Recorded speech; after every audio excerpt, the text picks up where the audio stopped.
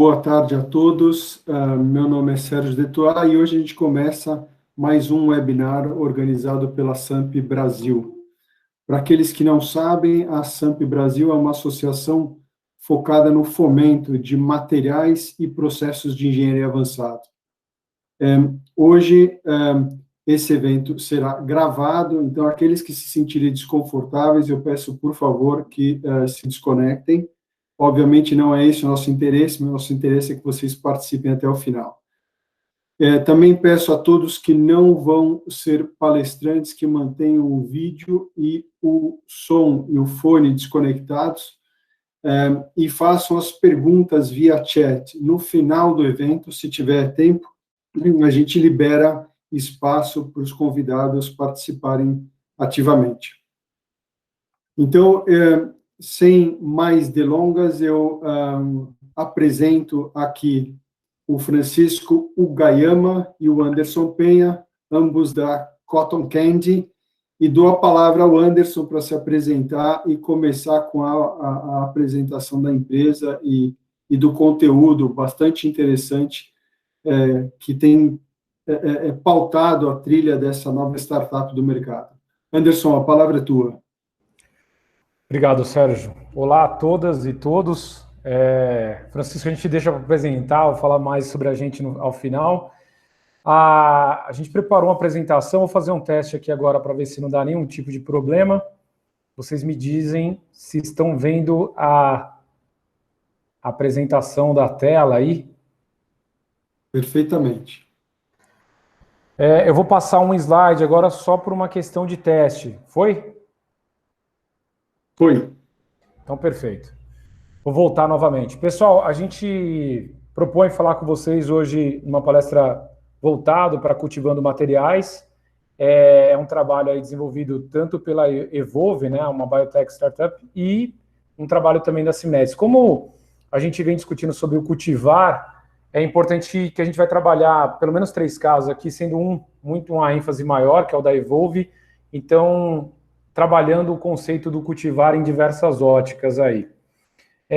Eu acho relevante também, eu acho que tem bastante pesquisadores aqui, pesquisadoras, professores, pelo que eu vi na troca do chat, é que a gente já passou por diversos saltos da sociedade, a gente passou para uma sociedade de caça, uma sociedade do plantio, uma sociedade industrial, e tudo que a gente vai discutindo agora são reflexos de decisões e sistemas de crença que nós mesmos criamos para nós, né? Parece meio óbvio isso, mas a gente criou regras que hoje elas limitam a gente, mas quem determinou essas próprias regras fomos nós enquanto sociedade. E parece que quando a gente começa a discutir o questionamento dessas regras, ela dói mais, mas você fala, quando você avalia antropologicamente tudo que foi acontecido na sociedade, não era para assustar a gente a necessidade de readequação, requestionamento, reconfiguração de algumas etapas aí nossa. Automaticamente, né, a decisão para essa sociedade que sai da sociedade da caça e vai para a sociedade industrial, a gente teve alguns reflexos nessa decisões, né? Quando a gente passa para uma sociedade industrial, a gente teve um impacto assim absurdo do acesso das pessoas. A gente começou a viver mais porque as pessoas tinham acesso ao que elas não tinham antes. Por outro lado, a gente teve efeitos colaterais como esse que é mostrado pelo fotógrafo o Greg Siegel, que ele mostra muito as escalas de cada família e como que o consumo, o lixo de cada um era gerado em torno dela. A gente até peço para vocês fazerem um ensaio, depois vocês vão entender por quê, que é entender a lixografia de cada um, né? As marcas que estão mais próximos, os tipos de consumo, família com filho, sem filho. O Sérgio estava me contando que tem um filho adolescente, se muda o comportamento para quem tem criança ou não. Então, isso é importante a gente entender que essas decisões que a gente tomou na sociedade para uma sociedade industrial impactou a gente numa escala individual nessa magnitude. E agora a gente está tomando noção dessa escala dentro da escala coletiva, o impacto em pequenas comunidades, no oceano, na terra, de uma forma geral. O que pouco ainda se fala é essa escala aqui, ó, planetária. Cada pontinho desse aqui é o lixo que a gente está acumulando para fora da Terra, enquanto planeta. É um hábito que a gente tomou com esse processo de industrialização, e não é o problema só da indústria, mas a forma da gente não pensar de uma forma diferente. E isso acabou discutindo muito sobre o pensamento da linearidade e o pensamento da circularidade das coisas. Eu gosto de pensar muito nessa ótica, conversando com vários amigos, às vezes até com o Chiquinho, eu vou chamar de Chiquinho porque é amigo meu, por uma grande ótica do seguinte, né? Comenta-se muito que até pelo sistema de crença que a gente acredita que, alguns acreditam que nasça, cresça e morra, a gente não pensa sobre o que vai vir depois, né? E para algumas culturas que elas acreditam que ela nasça, cresça, morra e reencarne, só para vocês terem uma ideia, a relação com a Terra, a relação com o meio muda. E o fato da gente ter origens diferentes, né, ontologias diferentes da forma de enxergar algumas coisas e pensar de forma diferente, fazem com que nós enxergamos a vida numa certa linearidade, do tipo, deixa eu usar tudo, né, como se não houvesse amanhã, e outros assim, não, como eu vou voltar amanhã, então é melhor eu cuidar disso, essa relação com o uso, com a terra e com a sustentação. Se a gente imaginar o débito para as próximas gerações, né, a gente começa a entender um pouco mais por que a Greta virou esse grande símbolo dessa discussão sobre o impacto econômico e o quanto que a gente vai impactar e devemos impactar muito as próximas gerações. E a gente já também recebeu das outras gerações anteriores, como uma herança cultural, esse desdobramento. Quando foi falado de economia circular, que eu acho que já não deva ser tão novo para todos e todas que estão aqui, mas a gente tomou um cuidado e discutir assim, né, o uso da linearidade do recurso no sentido de extração e produção, o uso e o descarte, sendo que pouco a gente trabalhava no conceito de renovação, de reuso. Quando a gente começa a discutir dentro da economia circular, é como se o descarte ele não tivesse que fazer parte mais disso, e isso força novos questionamentos. Uma vez que a gente muda o paradigma, ele começa a estimular novos tipos de formas de pensar, novos tipos, e consigo já novos tipos de tecnologia, novas formas de condução, né? Naquela ótica do tipo, mudo a filosofia, mudo o conceito, mudo métodos, mudo tecnologias e ferramentas. Então, a grande discussão que vem se discutindo sobre a economia circular são desses diversos layers e níveis de abstrações que a gente tem para poder trabalhar nesse contexto. Isso vem pegando em várias esferas a ponto de agora, óbvio, ainda puxado com a pandemia e todos os efeitos que tem, o World Economic Forum já havia discutindo sobre o efeito de uma economia da circularidade. Agora, com a movimentação ainda da economia americana, já discutindo uma economia de baixo carbono, que também está associado com esse tipo de discussão, ela abre uma brecha e abre uma agenda, seja porque os investidores começam a questionar isso dentro da sigla do ESG, né, do Environment, Social e Governance, seja por meio dos próprios governantes que começam a discutir isso e por meio da própria reflexão de diversos níveis da indústria, das pessoas.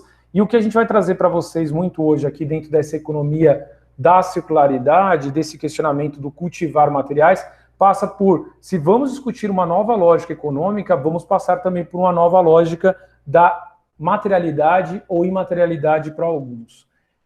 Pensando que essa forma de olhar, ela redesenha alguns frames aqui, que já é coberta aqui, por exemplo, pela Ellen MacArthur Foundation, que ela traz uma reflexão sobre esse equilíbrio do uso. Eu acho válido contar que esse frame, ele ainda não cobre o eixo social, que é bem discutido agora no grupo, inclusive isso provavelmente deve ter um update, uma atualização futuramente, porque aqui a gente está usando muito mais enquanto materialidade e não só como envolvimento de pessoas, equilíbrio e sustentação também do lado social. Da nossa parte, a gente vai trazer para vocês 3 projetos dentro de uma envergadura que olha o indivíduo enquanto responsabilidade individual de cada um nesse cultivo e nesse fomento do pensar dessa nova economia, de um coletivo, né, que envolve uma comunidade, uma sociedade, uma comunidade, e a sociedade de uma forma geral, que é uma reflexão dos impactos disso hoje e amanhã. Eu não estou tendo visual de vocês aqui, a gente fica naquela situação, parece que está na televisão. Eu vou falando, olhando para a câmera aqui. Chiquinho, você fica sempre à vontade aí para poder colocar seus pontos. A gente acabou colocando, de uma certa forma, 3 grandes projetos que a gente quer mostrar para vocês que a gente vem trabalhando, só para mostrar que isso é consistente enquanto essa rede de pessoas que a gente vem trabalhando. E a gente abre aqui com o primeiro projeto chamado Lixo Invisível, que foi feito aí com o Instituto Europeu de Design e com a Siminetics, nesse processo de cultivar novas ideias, de cultivar um novo olhar. Lembrando que a gente vai tratar cultivar desde a etimologia da palavra até, de fato, o cultivo de materiais, aí, biomateriais. Dentro desse processo do lixo invisível, a gente acabou discutindo muito de uma ótica, por causa do período da pandemia, a gente começou a ter uma percepção de quanto que o lixo que estava no circuito, né, para quem trabalhava em escritório, ia para cá e para lá, a gente consumia ao longo do percurso e aí ia deixando as coisas ao redor. Eu vi uma palestra esses tempos atrás, palestra não, no vídeo Descartes, um documentário, o Ailton Krenak, ele faz uma fala que é muito interessante. Ele fala que ele vai para o Amazonas e ele leva lá a pasta dele, um sabonete e tal, e aí ele falou que ele voltando para o Amazonas para poder ir lá discutir com o pessoal, quando ele vê isso, ele tem um mal-estar, porque na hora que ele acabou a pasta dele, ou que ele teve que usar o sabonete, ele não sabia o que fazer com a embalagem.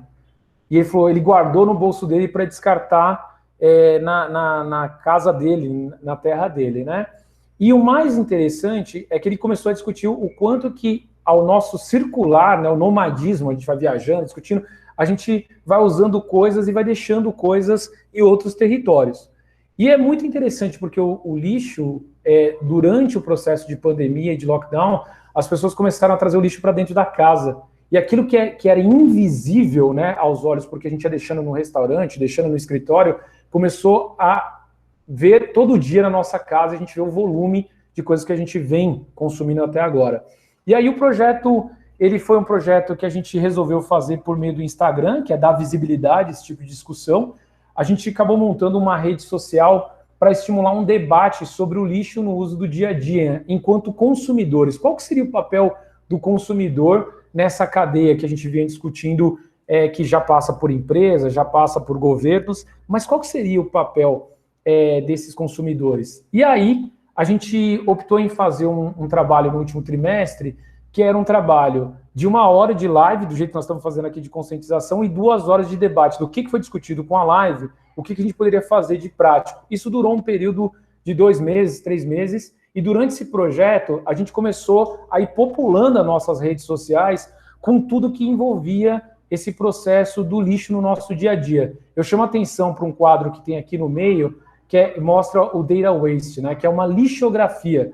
Teve pessoas que começaram a fazer os dados e computar usando o Data Analytics para entender o tipo de material ou o tipo de descarte que a gente estava fazendo. O legal de fazer isso digitalmente é que a gente teve condição de trazer pessoas para debater como Paris estava fazendo isso, como Barcelona estava fazendo isso, como Helsinki estava lidando com isso, como cidades do Nordeste, do Centro-Oeste, do Sul do país estavam fazendo isso. A gente conseguiu promover isso de uma forma muito aberta, que está disponível para que vocês possam dar uma olhada aí no Instagram, e está lá até agora. Durante esse processo, a gente começou a discutir o imaginário do lixo na nossa vida, e não só criar esse conteúdo digital, mas criar entender um pouco dessa ontologia que o lixo faz parte da nossa vida e entender os efeitos disso, tipo o lixo imaginário, a dificuldade de lidar com o tratamento dentro de tecnologias que a gente chamava do lar doméstico, né, o homemade, como trabalhar com essa transformação. Uma das maiores discussões das famílias era o volume, né? Como que eu guardo o lixo? Como que eu trabalho com o lixo de uma outra forma?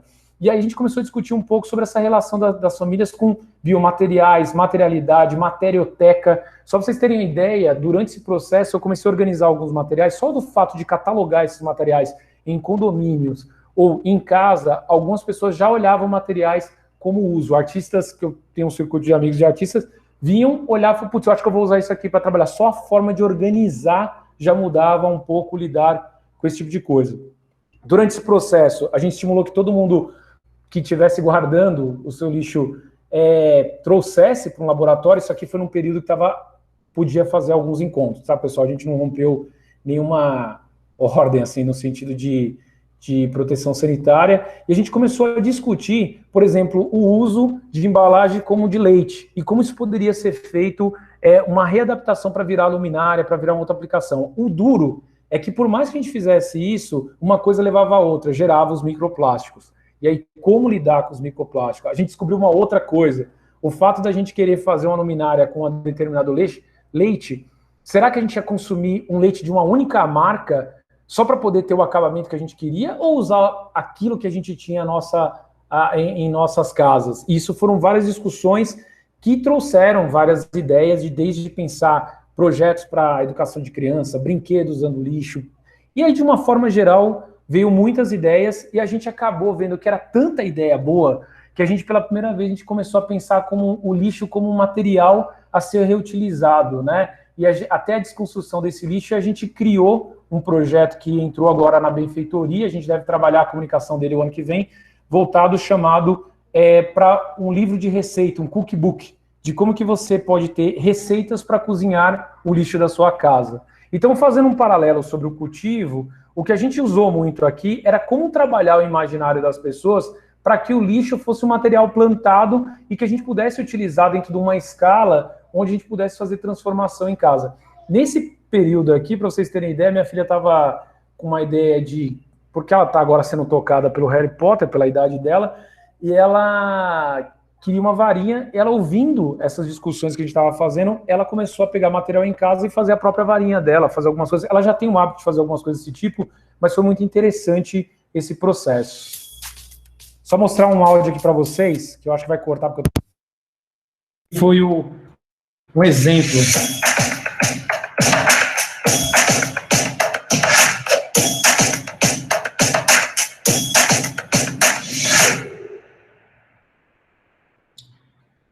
Essa foi um tipo de instalação que a gente estava discutindo de como usar para o lixo invisível, envolveu-se aí para pensar num problema sistêmico. Hoje a gente deve ter mais de 600 pessoas já na rede, onde todas puderam participar. Então, discutir sistemicamente o problema foi uma forma de cultivar isso também no lixo invisível.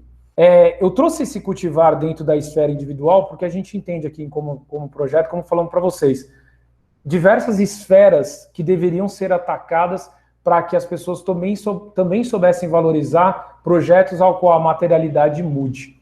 Então, assim, você precisa trabalhar o consumidor final, você precisa trabalhar a cadeia, a produção, o uso, o reuso, para que isso seja um pouco mais sistêmico na sociedade. Chiquinho, você quer contar a história para a gente aí da Maceió, por favor? Vamos lá, vai ser um prazer. Vou falar do projeto Maceió Inclusiva. Eu estou desenvolvendo um trabalho para a FAO, que envolve economia circular e projetos em aquicultura e pesca. E aí, nesse trabalho de pesquisa, recentemente eu descobri esse projeto, que é um projeto muito bacana, maravilhoso, e que eu acho que ele vai explorar exatamente esses dois temas da apresentação de hoje, biomateriais e economia circular. Próximo. Um item importante, esse projeto ele é patrocinado pelo BID, pelo Instituto de Desenvolvimento e Sustentabilidade, IABS, e pela Prefeitura de Maceió, tá? Então, é importante dizer que tem aí o apoio da Prefeitura, tem o apoio de um instituto que foi atrás de uma universidade de Madrid para poder fazer todo um desenvolvimento de um produto, né? E o BID também patrocinando, apoiando esse tipo de trabalho. Então, acho que vale esse reforço aí. Próximo, Anderson, por favor. Então, esse trabalho ele foi desenvolvido com o sururu, com a casca do sururu. Sururu é esse molusco aí que vocês estão vendo, talvez aí uma boa parte da gente aí que, de repente, já viajou para o Nordeste, né, comeu ali uma comida típica, né, frutos do mar, tem muitos pratos que tem o sururu como um dos ingredientes, ou até como ingrediente principal, e aí o que a gente consome é exatamente essa parte interna, né, essa carne, e desse processo de tirar a carne da concha, você tem um resíduo, que é essa concha do sururu. Então, essa atividade ela é desenvolvida na maior parte das vezes por pessoas famílias carentes, em vulnerabilidade, né, que tem da pesca e também da aquicultura, né, uma atividade principal, mas que, para quem já conhece um pouco essa realidade, sabe que como é duro, né, você viver esse tipo de extrativismo, um pouquinho de cultivo, né, onde é um produto que tem um valor agregado interessante, porém, realmente, assim, não valoriza exatamente, né, toda essa riqueza que tem esse produto. E esse produto, quando você tira essa carne da concha, você tem, então, esse resíduo, e por dia, isso é uma média, você gera quase 5 toneladas de casca por dia. E essa casca, até então, era jogado fora, era simplesmente descartado, em alguns casos, no próprio meio ambiente, no ambiente que os pescadores moram, e, em alguns casos, ia para aterro sanitário. Tá? Próximo. Então, esse é o cenário que a gente encontra, né, dentro de uma comunidade que vive da pesca, um cenário, assim, de certa precariedade. Você vê ali, naquela primeira imagem ali do lado esquerdo, né, essa pilha de sururu, né, sendo descartado de qualquer forma, junto com lixo, junto com plástico, junto com papelão, enfim, né, degradando o meio ambiente. Então, o IABS, ele desenvolveu junto com o BID esse estudo, né, esse trabalho de pegar esse recurso, pegar essa concha e transformar numa matéria-prima para algum produto comercial. Próximo. Então, o que eles fizeram, né? Eles primeiro fizeram uma parceria, então, com a comunidade, né? Fizeram um trabalho de conscientização, falaram para eles colaborarem com a coleta dessa casca do sururu, tá? Levar isso para um entreposto. Dentro desse entreposto foi desenvolvido todo um processo para poder limpar essa casca, para poder fazer uma secagem da casca, triturar essa casca, e essa casca, ela virou uma espécie de uma areia, como se fosse uma areia, né? E essa matéria-prima, ela entrou dentro de um produto chamado cobogó, que é como se fosse uma cerâmica, né? Nessa imagem aqui, vocês podem visualizar um pouco esse tipo de azulejo, né? Parece um azulejo.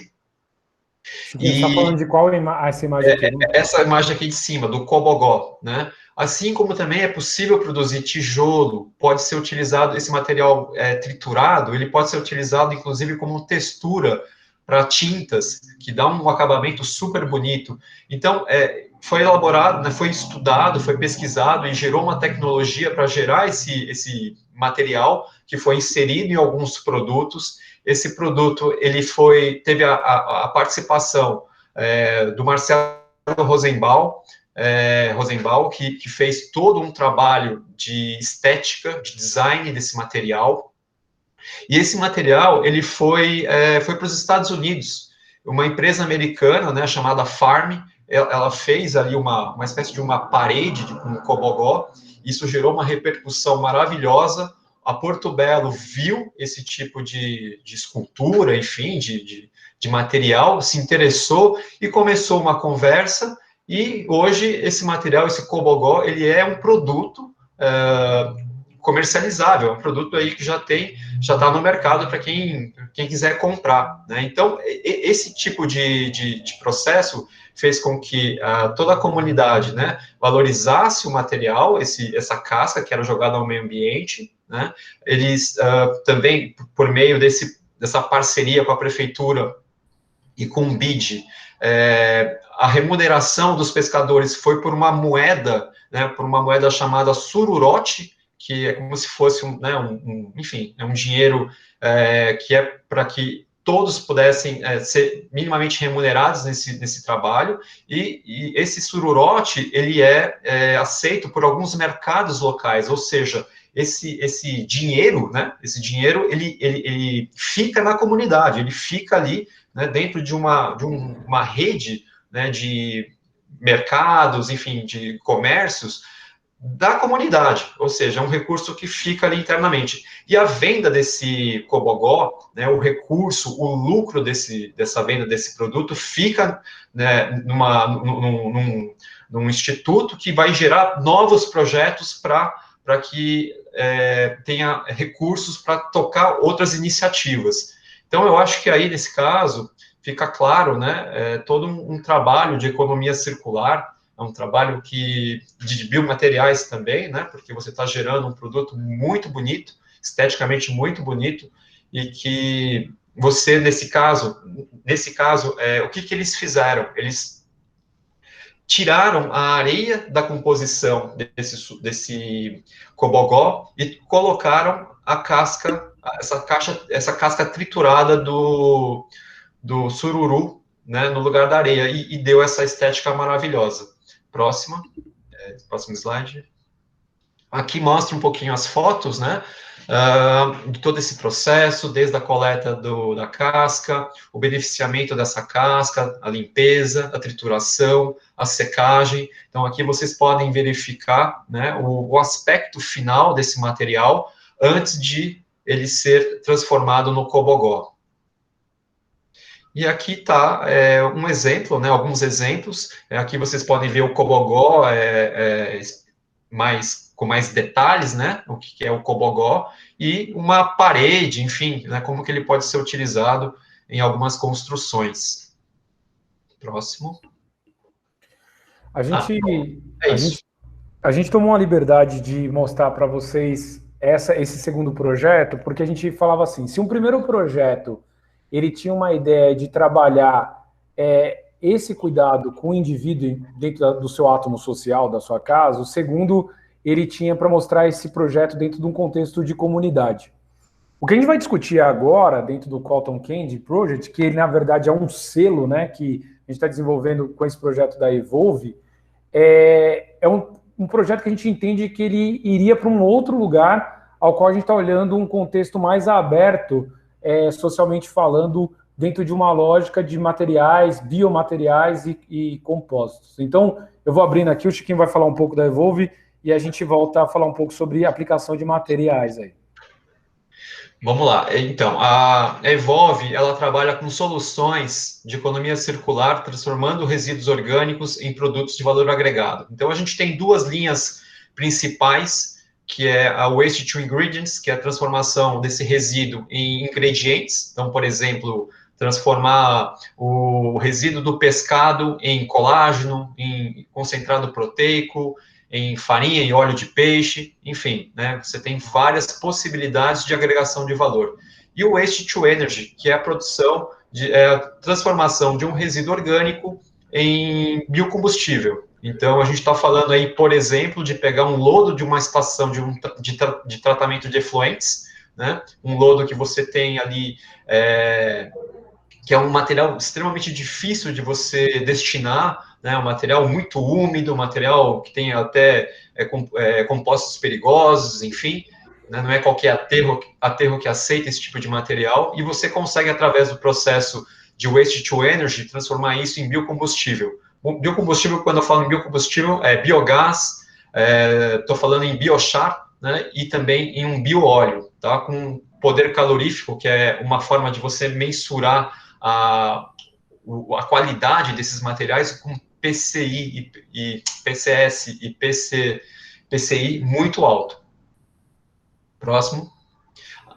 Bom, aqui a gente tem esse slogan, né, que a gente utiliza muito nas nossas apresentações, riqueza que vem do lixo. Então, a gente, como o Anderson falou muito bem, né, esse novo olhar para esse resíduo, né, em vez de ser um descarte, a gente tem sempre essa coisa de tentar trabalhar como se fosse uma matéria-prima, principalmente na cadeia dos resíduos orgânicos, onde a gente sabe que o RSU, o resíduo sólido urbano, 50%, 60% do resíduo domiciliar é composto por matéria orgânica. Então, a gente viu que tinha aí algumas áreas de oportunidade em cima desse tipo de material, né?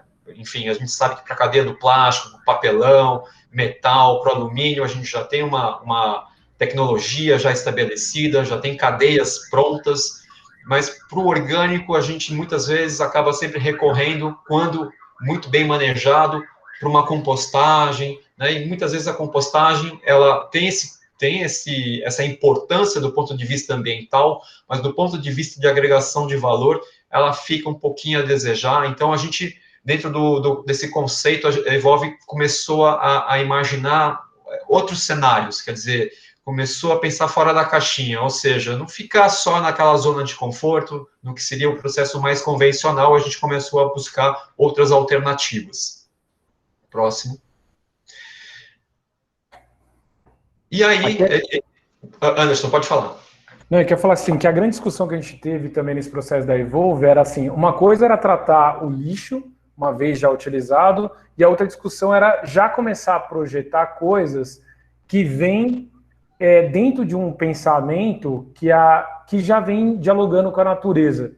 Em diversos lugares, quando a gente está falando com alguns clientes, no caso aí, eu falando pela Siminetics, há uma dificuldade, às vezes, para a área de produção, a área de materiais, a área de P&D, de entender o circuito do material como um todo e já discutindo do tipo, na sua origem, o quanto isso já deveria ser dialogado com materiais naturais ou biomateriais, né?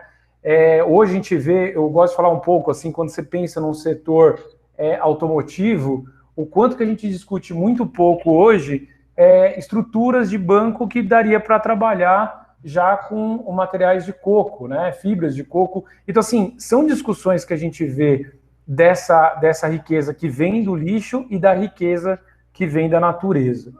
Vocês têm alguma coisa para complementar, Ishki? Não, acho que só para complementar, a natureza, quando a gente fala natureza, não é só uma biomassa, por exemplo, mas nesse caso específico do cotton candy, a gente está falando de um fungo, né, a gente está falando de microbiologia, a gente está utilizando né, esses micro-organismos que a gente já, inclusive, já utiliza isso no nosso dia a dia, e só que para fazer esse biomaterial que a gente vai apresentar para vocês. Deixa eu fazer um comentário aqui, só para vocês saberem, o Grupo Solvay ele já adotou a política de aumentar o percentual de faturamento com produtos que sejam recicláveis. E acho que a direção é que tenham fontes também renováveis, né? Então, acho que as coisas já estão conversando entre as organizações.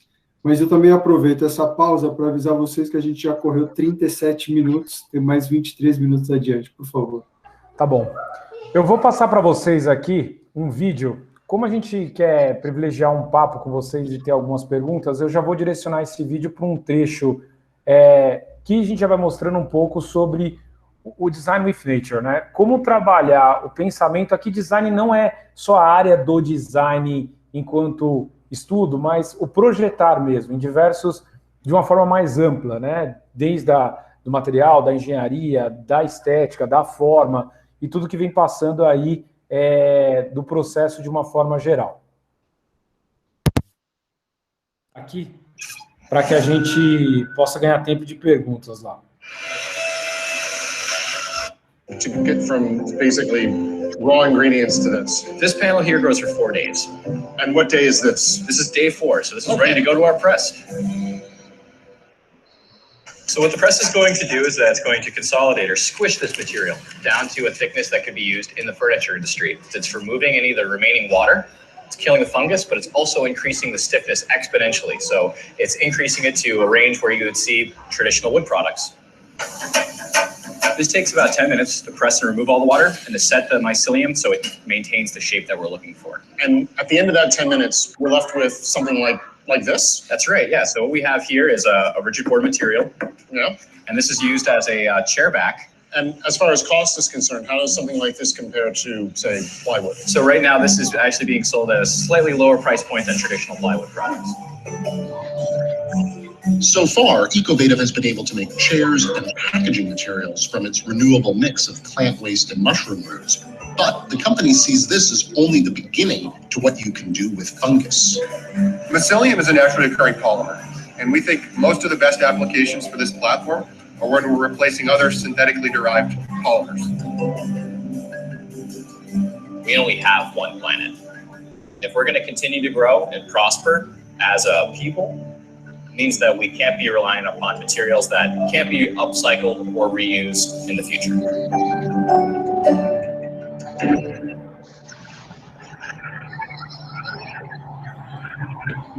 Eu acabei cortando um material aqui que já mostra o cultivo do fungo, para a gente poder ganhar um pouco mais tempo, mas basicamente o trabalho, ele envolve o cultivo, né, do próprio fungo e o desperdício, às vezes, de áreas agrícolas, que não sabem o que fazer com descarte, por exemplo, com descarte de cana-de-açúcar, por exemplo, fibras, igual a do coco, a gente estava discutindo, e como que a fusão do fungo com o micélio, ele, dentro de uma modelagem, ele permite novas variações. E aí, tem uma discussão, vocês querem falar, Chiquinho, do fungo especificamente? Rapidamente, para a parte mais interessante, né, só para dizer que esse fungo que a gente trabalha nesse processo de... o fungo, na verdade, ele vai substituir a cola, tá? Esse é um dado interessante. Ele, além de... Claro, ele vai atuar um pouco naquele processo da degradação, mas ele vai fazer um papel de selar todo aquele material, que é um material de origem orgânica. Você pode utilizar palha de milho, pode utilizar, no caso do Brasil, a gente está utilizando o bagaço de cana.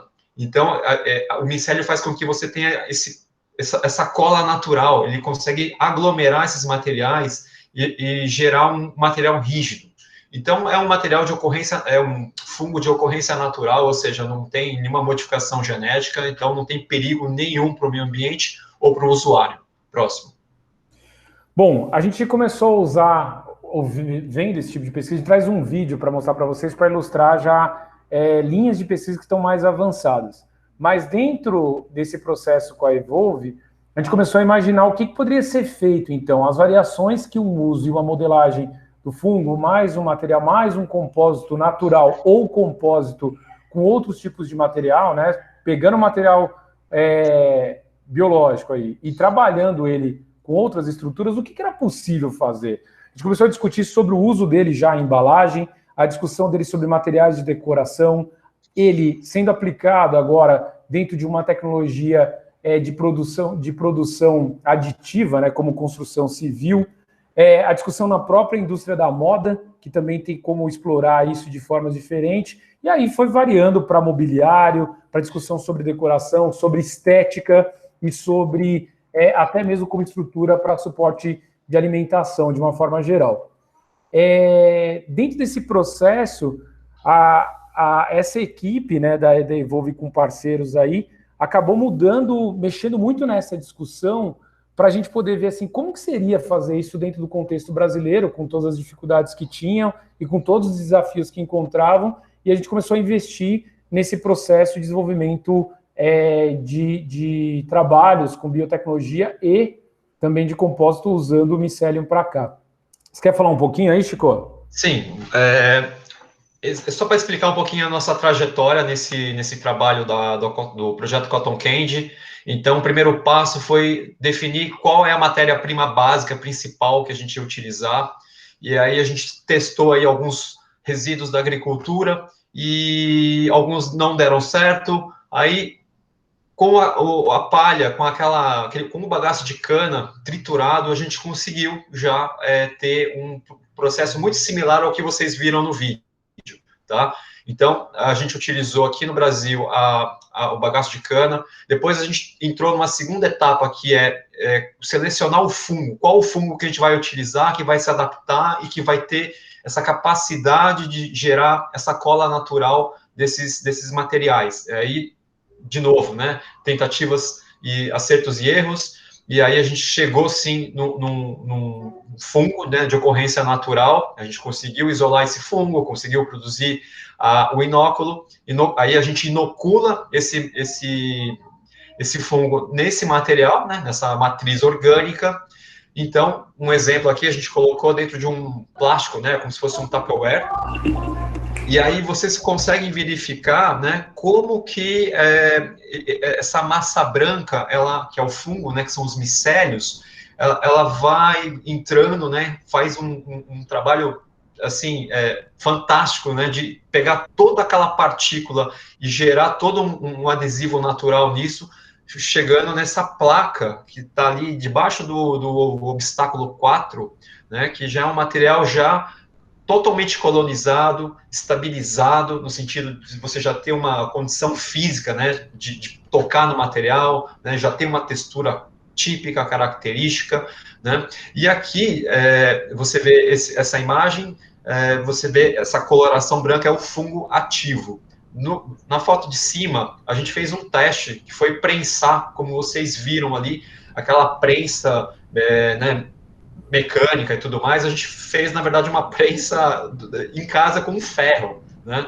Uma coisa bem doméstica, só para a gente entender se a gente poderia chegar num produto mais estável, né? E a gente chega, assim, num material que ele fica, obviamente, muito mais compactado, o material ele já perde uma certa umidade e ele fica mais resistente. Então, a gente colocou aí 5 caminhos, 5 etapas importantes desse trabalho, e a gente praticamente já cumpriu toda a etapa que envolveria, digamos assim, a parte da biotecnologia, a parte microbiológica do processo. E agora a gente está entrando exatamente nas fases 4 e 5, que é onde a gente vai querer fazer todos os testes físicos, né, a parte de aplicação, o que a gente pode desenvolver com esse tipo de material, né, vai fazer embalagem, vai fazer materiais decorativos, enfim, aí é uma discussão interminável. E, obviamente, também fazer um estudo de mercado, que seria a etapa 5. O lado interessante agora, para quem já participou de pesquisa e desenvolvimento, né, para falar que uma startup está fazendo isso, a gente está falando de trafegar dentro do TLR, né, o Technology Readiness Level, assim, é muito complicado. Geralmente, startup trabalha mais para frente, quando a tecnologia está pronta, ainda mais essas tecnologias, startups que estão trabalhando em tecnologias de comunicação e tal, digital. Quando a gente fala de uma startup dentro da linha de biotecnologia, de hard science, a gente tem todo um processo que é feito, que é muito mais moroso, assim, e até de investimento, de trabalho para as pessoas poderem fazer. Agora, justamente essa fase que envolve uma escala de 4 e 5, só para vocês terem ideia, as discussões que a gente começa a lidar com biomateriais é um pouco diferente de material estático, né? O que a gente chamou de, no modelo material biológico, é o material inertizado. A gente sabe como trabalhar com materiais inertizados, uma placa, uma chapa, uma estrutura. Agora, quando você começa a trabalhar com material que, ora, ele está vivo e, ora, você pode inertizar esse material, ele começa a ter dinâmicas diferentes. E isso para o design, isso para a engenharia, ele começa a ter um outro tipo de produção. Tem uma lógica agora que quem já se formou em engenharia, não sei aqui de algumas pessoas em arquitetura, a gente nunca estudou metamecânica, né? A mecânica da própria mecânica. Então, essa discussão, ela abre agora para um novo tipo de horizonte de pesquisa. Para outro trabalho que a gente vem falando também, os paradigmas que eram de manufatura subtrativa, que a gente trabalhava muito, para manufatura aditiva, quando a gente trabalha aí com impressão 3D ou com moldagem de material nesse modelo de ir colocando matéria. Então, isso são discussões ainda que abrem para outros universos, não só de materialidade, mas também de conformação, de produção, e a gente já sabe que, assim, uma vez usado esse material, a qualquer momento que for, entre aspas, descartado na natureza, ele segue o ciclo natural. Então, assim, a composição desse material com outros materiais para criar compósitos, ele também passa por um estudo que a gente tem que fazer agora, e é aí que a gente vem discutindo e vem trazendo essa como etapas de solução e trabalho. A gente está sempre aberto, aí também eu sei que vocês aqui são todos aí pesquisadores, estão trabalhando em empresas, discutindo de uma forma geral, o quanto que a gente está aberto aí para discutir com outras parceiras de como evoluir com esse tipo de trabalho, assim, é de muito orgulho, assim, da gente estar fazendo isso dentro do território brasileiro e fazendo alternativas que a gente vê, assim, que o Brasil, ele é uma potência mesmo para trabalhar com biotecnologia por toda a história que a gente tem e pelo território, é uma vocação territorial que nós temos e que a gente deveria prestar um pouco de atenção nisso, né? Já tem essa vocação dentro da agricultura, seria muito interessante puxar isso para biotecnologia como uma ênfase e uma vocação nacional. Bom, basicamente, a gente deixou esse tempo, a gente correu aqui para fazer uma amarração para vocês, contando um pouco sobre economia circular, enquanto esse uso dessa economia e entendendo que ela tem diversos layers, né, ou diversas esferas para ser trabalhado, enquanto conscientização do consumidor, conscientização daquilo que o consumidor compra e faz, dos próprios, da comunidade, enquanto um sistema de descarte, sistema do lixo, sistema do consumo, e o sistema do próprio valorização da materialidade, né, o que é status, o que não é, e depois você tem ainda um outro projeto que mostra isso dentro de um sistema social, que há interesse de governos, de empresa, para que trabalhem um circuito onde há uma sustentação não só do que é descartado, do reuso, aquilo que é muito claro ser falado, mas desde o começo já ser projetado cadeias muito mais sustentáveis, onde as pessoas podem usar os materiais, está na moda, está nisso na discussão de uma forma de consumo, mas que em si ela impactaria menos. Eu vou parar de projetar aqui, porque eu vou perdendo todo o visual com vocês, e eu vou voltar aqui para a gente poder ter um olho aqui, né? Se é que dá para dizer um olho no olho aqui durante essa apresentação, para ouvir as perguntas e o questionamento. Muito bem, Anderson e Francisco, muito obrigado pela apresentação. Eu vou tomar a liberdade de começar com a minha pergunta. E, na verdade, a minha pergunta ela demanda uma pequena explicação, né? Então, no mundo dos materiais avançados, então, no universo da SAMP, a gente vê o assunto reciclagem que vocês abordaram de duas maneiras, né? A primeira é a tecnologia que vocês usaram de decomposição do material orgânico, essa biotecnologia, ela poderia ser aplicada a material inorgânico. Então, um exemplo prático que a gente tem, a indústria de pás eólicas, ela sabe que depois de determinados anos, essas pás são tiradas das turbinas eólicas e vão para aterros sanitários, e todo mundo está buscando aí uma solução para decompor isso, ou para transformar isso em algum outro produto. Então, perdão, a primeira pergunta é, da tecnologia que vocês exploraram, tem alguma oportunidade por aí? Posso responder, Anderson? Fica à vontade. Sim, Sérgio.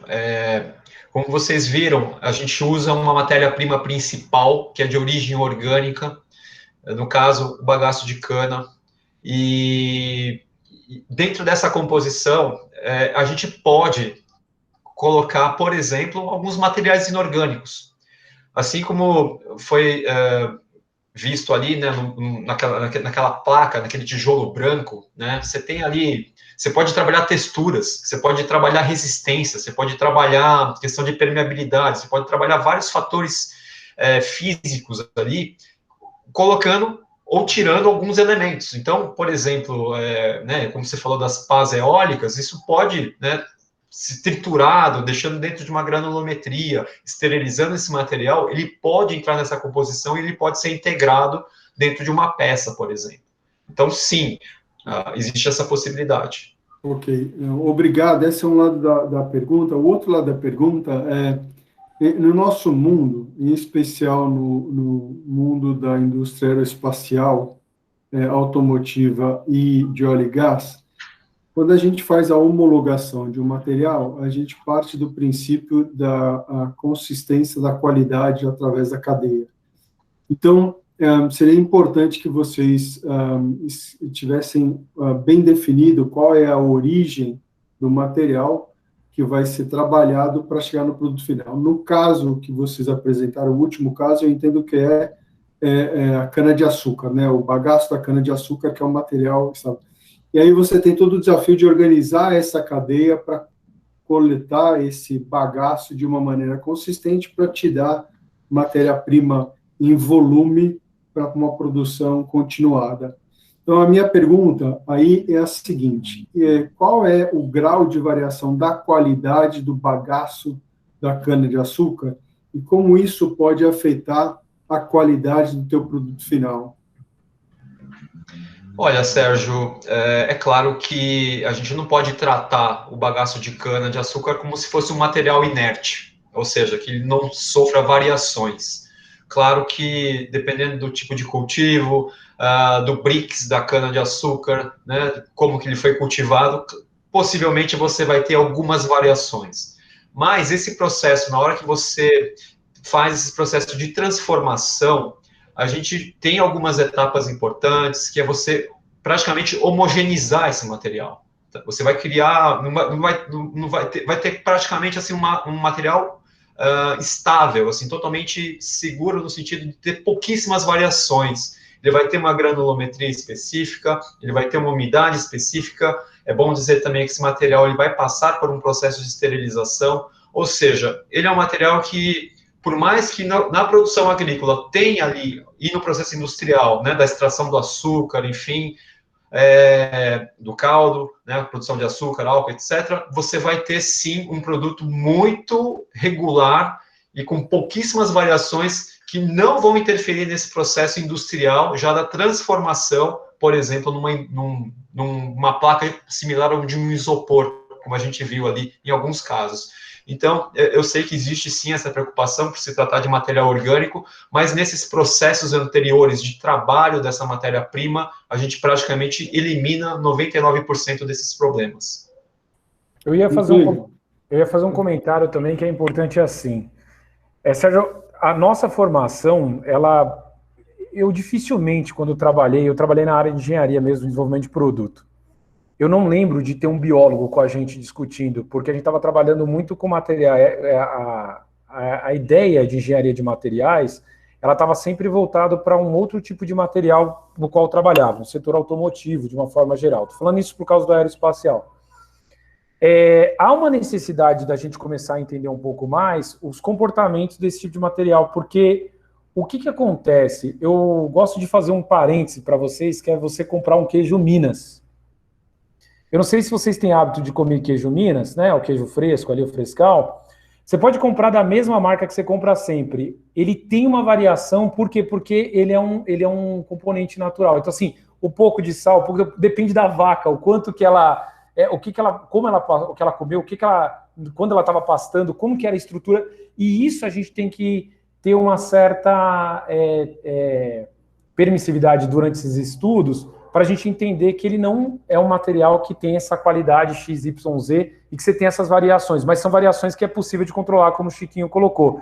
Isso, para mim, assim, que estava trabalhando com design, desenvolvendo um trabalho com material, era muito interessante, porque você quer uma repetibilidade como se fosse uma coisa muito mecanizada, e você começa a ver que trabalhar dentro dessa linha mais orgânica, ela tem uma beleza de você ter algumas variações nesse comportamento. Eu estava vendo até enquanto estética, para você ter ideia, materiais de isolamento, para você que teve arquitetos aqui no grupo, cara, cada assinatura de uma casa vai ser única, porque você não vai ter aquele mesma tiragem. Assim. Eu sei que para cerâmica funciona de mesma coisa, para quem já trabalhou, mas você vai descobrindo esse tipo de coisa. Então, você vai fazer um carro, vai fazer um avião, vai fazer... Cara, aquilo é muito específico para aquele lugar e você consegue ter um resultado bem interessante aí sobre isso. É muito legal, ótima resposta. Acho que esse olhar diferente tem que ser desenvolvido pelos arquitetos mesmo. Eles têm que aprender mais sobre as variações possíveis. Acho que primeiro tem que definir as variações, né? Depois tem que educar o público para eles poderem tirar proveito dessa beleza das variações que você mencionou. Tem uma pergunta aqui do Marco que eu não queria deixar de fazer, e possivelmente vai ser a última pergunta de hoje. Ele pergunta o seguinte: ao final do processo de obtenção da placa, o fungo é desativado ou permanece ativo e vivo? Não, ele é desativado. Naquele vídeo, vocês podem verificar, né, que a placa ele pode ser moldado, isso é um detalhe bem interessante, né? Ele pode criar diversas formas, vocês viram ali também através das fotos, né? Esculturas, abajures, materiais que simulam um isopor para proteção, né? Então, você pode moldar da forma que você imaginar. E ele vai criar resistência e rigidez. Então, para isso, alguns moldes, eles passam por um processo de prensa e de secagem. Então, naquela prensa ali, você tem uma determinada pressão, temperatura e tempo, e faz com que você inative o fungo, né? Pela ação da temperatura, você tem uma redução da umidade, ou seja, torna o material extremamente estável. Inclusive, esse vídeo, ele fala um pouquinho assim, como produzir sem usar madeira. Então, a gente está usando esse tipo de material como se fosse produto similar ao da madeira ou de uma placa de compensado, né? E sem usar qualquer tipo de ingrediente químico, basicamente material orgânico, né? Uma fibra, né? E a microbiologia. Muito legal. Francisco, obrigado. Eu vou pedir para vocês escreverem aqui no chat o link para esse vídeo, para a gente manter isso na gravação. E a outra coisa que eu gostaria de fazer é uma pergunta que eu deixei passar, se vocês estão abertos a parcerias. Essa foi a pergunta do Joaquim Paulo da Silva. Quer responder, Anderson? Eu vou falar, mas você faz o arremate, Chiquinho. Estamos abertos, sim. A gente já vem numa jornada aí, temos alguns, por exemplo, sim, já tem algumas empresas, investidores já de olho conversando conosco, mas ainda a gente entende que para fazer um trabalho desse, agora não estamos chegando numa fase de round, né, de captação e de trabalho em conjunto, que a gente chama de smart money, conhecimento, às vezes, de algum processo que vai vir agregar muito para isso. Estamos abertos à parceria, estamos abertos à discussão, não tem como fazer um processo sistêmico desse daqui se não tiver envolvido com outros parceiros. Muito bem. Obrigado, é isso mesmo. Não, acho que é isso mesmo que o Anderson falou, né? Só complementando, como eu estava falando com você no começo, né, Sérgio? A gente está agora aqui no momento decisivo, né, desse projeto. A gente precisa sim, né, de parcerias. Estamos abertos a isso. A gente realmente quer partir para aquela etapa 4 e 5, que são as etapas que a gente agora realmente vai precisar de um apoio. Mas assim, te diria que de 0 a 100 a gente já percorreu aí 60% aí do percurso, então agora a gente se sente muito mais confortável em abrir essas parcerias. Chiquinho, Sérgio, eu sei que você tem que fechar, vou deixar só um desafio para vocês, tá? É o seguinte, para todos que estão aí, naquele lixo invisível que a gente fez, a gente tomou uma discussão que era você deixar um lixo da sua semana num lugar onde todo mundo da sua casa passe. Eu sei que isso é chocante, tá? Mas vocês vão reparar o quanto que é o impacto disso na natureza, no meio ambiente ou no mar. A gente não tem o hábito, a gente esconde o lixo. Se vocês verem isso com os filhos de vocês vão começar a ter um outro tipo de comportamento. Eu estou falando desse lugar porque eu sei que tem muitos pesquisadores aqui, pesquisadoras e pessoas que trabalham com isso. É muito interessante quando a gente é consumidor, passa a ser consumidor, a gente meio que muda a chavinha na nossa cabeça. Então, é interessante trabalhar esses dois lados para que os projetos, independente seja isso conosco, que a gente está fazendo aqui ou não, para que vocês tenham esse questionamento durante o processo criativo de produção de vocês. É mais uma provocação, tá bom? Excelente, Anderson, muito obrigado. Francisco, muito obrigado. Agradeço a todos os membros da CotoCand que estão e que não estão nesse call. Eu quero dizer para vocês que a SAMP Brasil é o espaço para a gente trabalhar temas importantes para a nossa sociedade, desde que eles resultem em materiais avançados ou novos processos de engenharia. Então, fiquem à vontade para participar dos eventos da SAMP, para fazer o networking da SAMP. Nós temos incentivos para as startups participarem conosco de vários projetos. Entre em contato. Agradeço a participação de cada um que ficou aqui nessa última hora assistindo esse bate-papo e espero revê-los em outra interação em breve. Um abraço a todos e eu dou por encerrado o nosso webinar de hoje. Tchau, tchau. Obrigado. Obrigado.